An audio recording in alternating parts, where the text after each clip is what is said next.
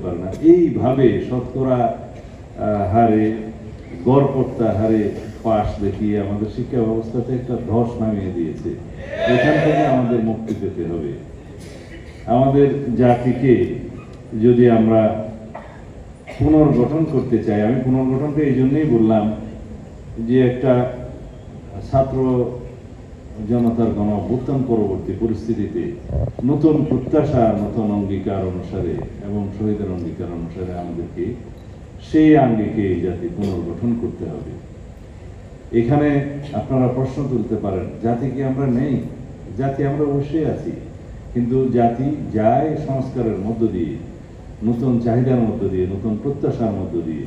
সেই প্রত্যাশা অনুযায়ী আমাদের এখন আমরা রক্তস্নাত বাংলাদেশে যে প্রত্যাশা সৃষ্টি হয়েছে শহীদের অঙ্গীকার নিয়ে আমাদেরকে সেই নতুনভাবে জাতি পুনর্গঠন এবং নতুন বাংলাদেশ আমাদেরকে সৃজন করতে হবে।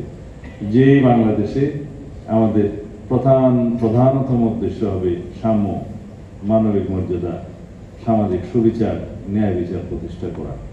তাহলে পরে আমরা আমাদের কাঙ্ক্ষিত সংস্কারকৃত রাষ্ট্রীয় গণতান্ত্রিক শক্তি ফিরে পাব এবং আমরা শক্তিশালী ন্যায় বিচার ভিত্তিক গণতান্ত্রিক রাষ্ট্র এবং সমাজ এবং সরকার ব্যবস্থা বিনির্মাণের জন্য সংকল্পবদ্ধ ইনশাআল্লাহ।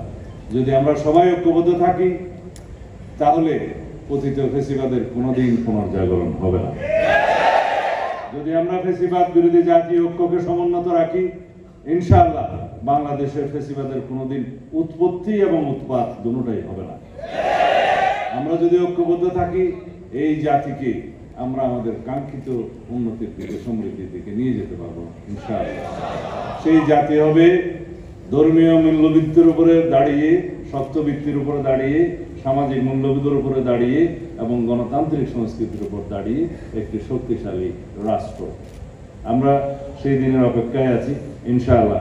আমি আমার বক্তব্য লম্বা করতে চাই না, শুধু আপনাদের কাছে অনুরোধ রাখবো যেন আমাদের সকল গণতান্ত্রিক শক্তিগুলোর মধ্যে ঐক্য থাকে, সেই প্রার্থনা আমরা করি।